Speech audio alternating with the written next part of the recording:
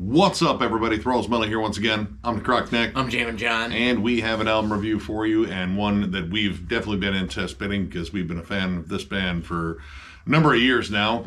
We are going to go over the latest offering from Hideous Divinity, Unextinct. This also comes out on the 22nd of March on Century Media Records. This band formed in 2007 in Italy. This is their 5th album overall. I have been a fan of this band since their debut, honestly. I picked them up on a whim. They were brutal as hell. This band fit in very comfortably with the Italian brutal death metal scene, which is just a absolutely insane, over-the-top, just sort of sect of brutal death metal in general. And I've been a fan of this band since their 2017 release, Advenians.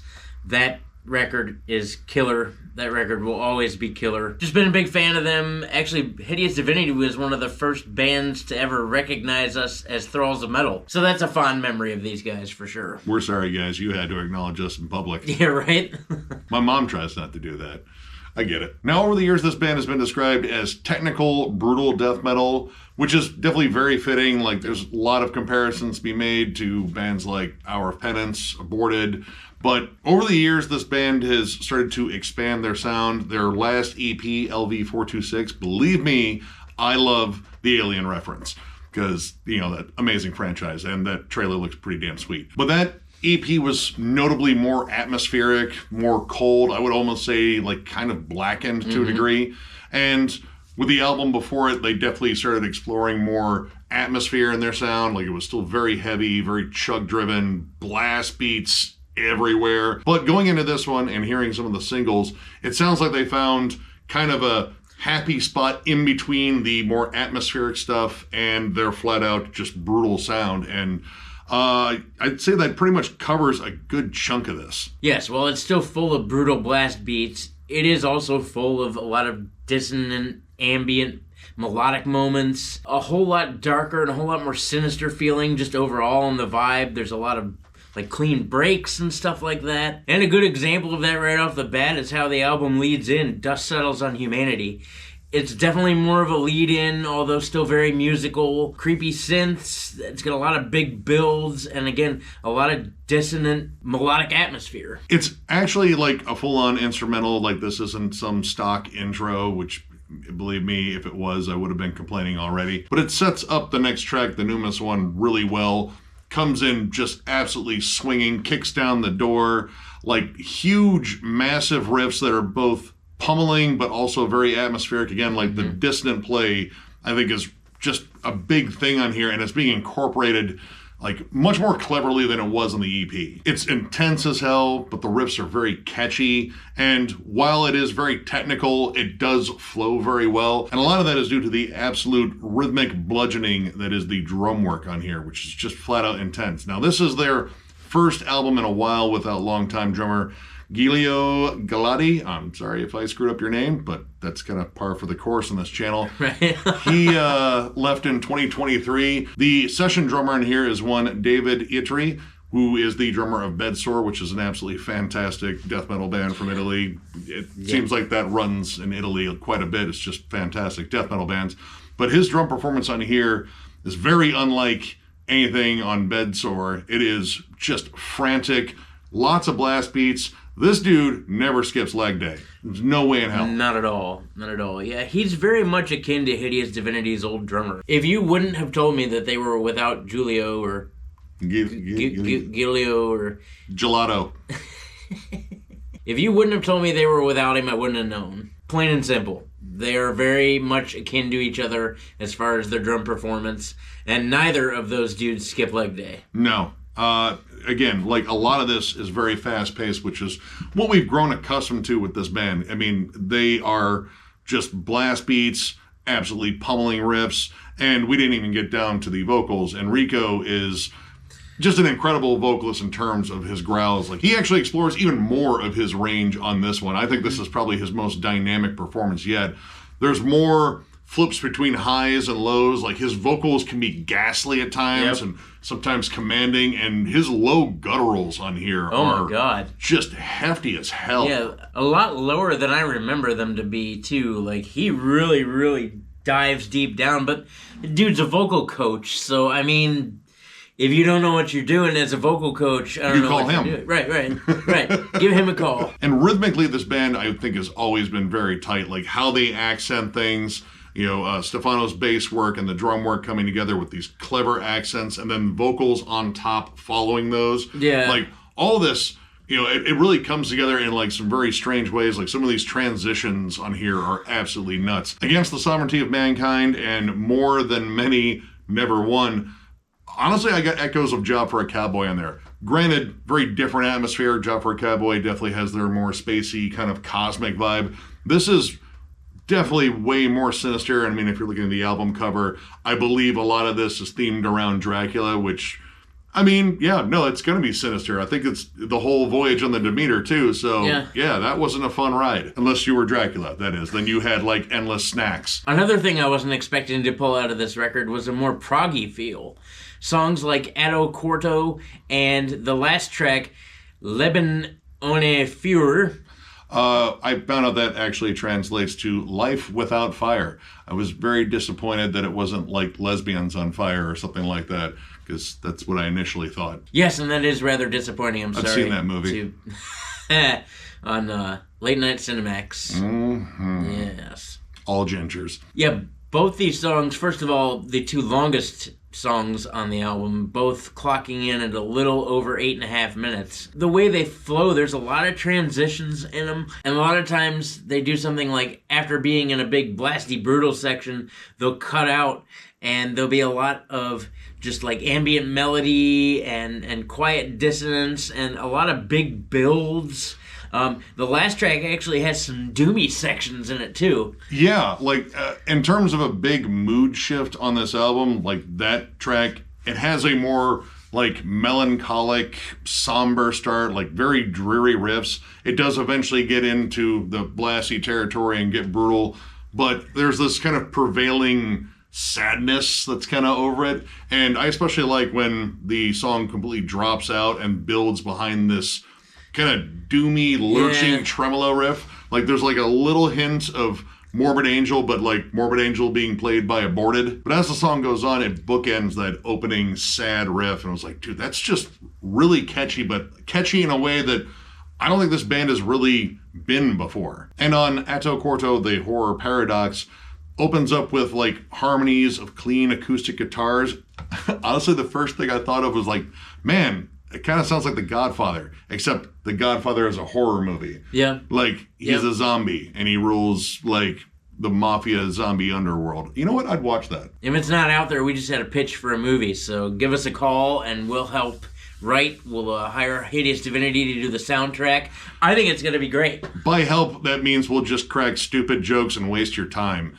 But it's still a help. We'll help. Okay? We'll help. But that song, as it goes on, you hear touches of arguably black metal or blackened death metal. Like I got notes of like Belphegor, like that mid-period of Behemoth where they were just flat out snarly all the time. But there's even some cool like proggier twists that show up on Quasi Sentient. That song in particular, I love how it starts off and has this kind of long build, and it's patient. That is one of the things that I really dig about it. It starts off with a Renfield sample, which is totally fitting, but it has this kind of like, I don't know, like weird crawling riff, and it kind of builds with it, and it teases that it's going to go into a blast beat. Like there's little pockets where it's just pop, pop, pop. I'm like, oh, never mind. We're going to go back to this little groove. Yeah, it starts off with a slower off-time groove, which is really cool, too. It's nice to hear this band slow down every now and again, because they usually are flying at the speed of sound. I mean, don't get it twisted. This is still a very fast-paced album, but I like what they're doing in terms of breaking up the blast beats. Like, they're not always continuously blasting. There are clever breaks in it, like a lot of those start-stop transitions. And the riff work on top of it being a little bit more dynamic, just in terms of like it's not just intense chugging and riffing all the time. Like they found some like sweet spot between like Nile and like Ulcerate. Yeah. There's tons of atmosphere going on, but you know, right when it calls for it, you get like some brutal triplet chugs and a solid breakdown. But outside of all we've talked about, if you want a track that just kicks down the door and rocks out old school Hideous Divinity style, the track you want to check out is Mysterium Tremendum. That song just big and explosive right off the rip, and blasty and groovy, and all the wonderful things you've come to love about Hideous Divinity over the years. It's that. Yeah, it is like kind of notably different in the fact that it just kind of stays brutal. Like there's definitely some melody to it. I really like the lead on it too, but it is kind of a throwback lead where it's just more straightforward and shreddy. There is a particularly disgusting breakdown in that one too with a really cool sliding riff. Like it's just a flat out brutal track. And while I'd say like all these tracks supply brutality, this one is just focused on it. Like it's pretty much got its hands around your neck, like, listen, you will headbang. Now, I will say that this album did a pretty good job in terms of like pacing, and even with the interludes or transitional tracks, the opening one, Dust Settles on Humanity, I think is particularly great. Like it really sets up the album. And then you have Hair, Dirt, Mud, which I personally thought was a reference to their video for The Embalmer. If you've ever seen that music video, they are literally covered in all three of those things, and maybe a little bit of fake blood too. But it's another like kind of like side B on the vinyl, flip it over, like it starts off with like an atmospheric sort of, you know, creepy spacey guitar, and then there's some like big heavy pummeling sections, and once again it leads into the next track pretty damn well. But there was a third one on here, and at that point I figured 3 transitional tracks were a little bit much. Der Verlorraine Son? I don't know if that's a name. I don't know. I see Lorraine in there, and I think of like Lorraine Newman from SNL, and that's the only way I can pronounce it. Or Lorraine Baines McFly. Yeah. We're children of the 80s. This is what happens. But that one felt like kind of unnecessary. Like this didn't need an additional setup track, and it's probably the least interesting out of all 3 of them. It's mostly just synths and ambience and some creepy soundscapes. And, well, it's kind of the thing I don't like in intros. It sounds kind of stock. Well, right. It sounds like every other band that uses an intro, kind of like that. Just, just here's some noise, and then here's something to make it creepy, and then, okay, we're done. It's only 1 minute and 12 seconds long, so, I mean, you know. And with it, this album is over 50 minutes long, so it does get a little bit long-winded. And the other complaint, and it's more or less minor because it wasn't a super huge issue, but it was an occasional issue, is sometimes this album gets a little transition happy, and it can be hard to follow.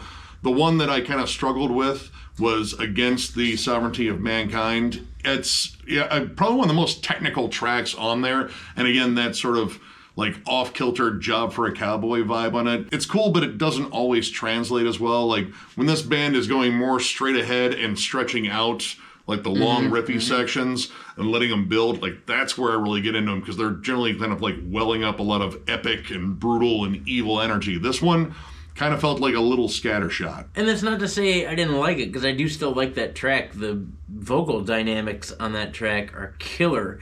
The start-stop riffing is great. You can hear Stefano's bass work really well. It's a good song, but like it just skips a bunch. Like it transitions maybe like 10 times in the span of this song, and that was a little much. But again, that's not really a gripe either, because there's far more dynamic on this album too, so it's kind of like a catch-22. Overall, I'm going to give this record 4 stars. I thought it was a banger. This band, as they continue to progress and as they continue to find the sound that they're dialing in on, the usage of more atmosphere and a lot of dissonant ambient melodies, tons more groove that I didn't expect. Like doomy grooves, or like a lot of slower moments and these start-stop motifs, and just something to break up the constant brutality and blast work that this band always has. From track to track, I thought it flowed really well, especially when you get into their longer tracks that have a more proggy feel to them. Like it's just they're really big songs, especially Atto Corto, the Horror Paradox. That's just a big song. There's a lot going on in there. The transitions work really well. Yeah, if you're a big fan of Hideous Divinity and the progressions that they've made over the years, you're really going to like this album. If you're a fan of bands like Hour of Penance, Nile, Aborted, things like that, you're going to want to check this out. I'd just recommend checking it out anyway. It's a good progression for a great band. I am also going to go with a 4 here. I could probably get away with saying like this is almost a transitional album. Like I feel like this is almost kind of a start of a new chapter for this band overall. There's different dynamics at play. Like, this isn't just a straightforward, brutal, modern death metal album. Like, there's some proggy flourishes, some doomy flourishes, some blackened flourishes. This band is really pulling a lot of different influences here, and for the most part, it is really working. Their musicianship has always been ridiculously tight, and once again, that is on display, but I like the fact that they are really kind of like settling in on a lot of like different textures and different kinds of atmosphere in here. Like, it makes this more of an adventurous listen, even in comparison to their earlier stuff. And while there is a lot of like cool new things on here, it does not, you know, relent on the brutality. Like, trust me, this thing is still ridiculously heavy, ridiculously blasty, and I mean, if you just like savage, brutal riffs, they are still all over here. Pretty much, if you're a big fan of Nile, Ulcerate, Job for a Cowboy, Aborted, that sort of thing, but also, I don't know, like some slightly more proggy bands in there too, check this out. This thing's an absolute beast. So, if you enjoyed this review, give it a thumbs up, and if you are new to the channel, subscribe, because we do stuff like this all the time. We are also on Patreon. If you'd like to help us out there, there's a link down below to thrallsmetal.com. Our Patreon link is there. It is also on our channel up in the banner in the bottom right-hand corner. But if you're looking for Thralls Metal stuff, you have to go to thrallsmetal.com. We have new shirts. We have old shirts that are discounted, provided we have your size.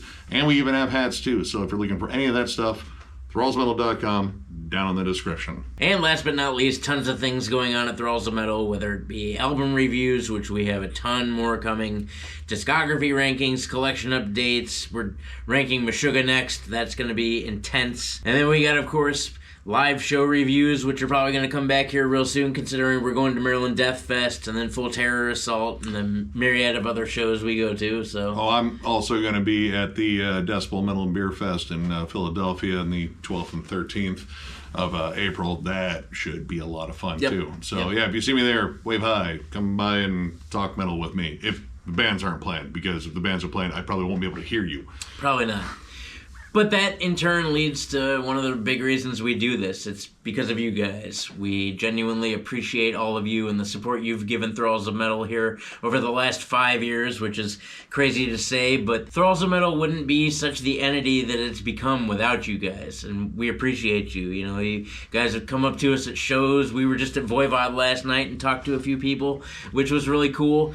We do this for you guys. It's not just for us and our entertainment. Granted, it is a big part of our lives, but we're thankful it's also a big part of your lives. Yeah, you guys absolutely rule, and yeah, tons of stuff coming your way. So I'm not going to waste any more of your time because I've already wasted enough. So thank you once again, and we will catch you later.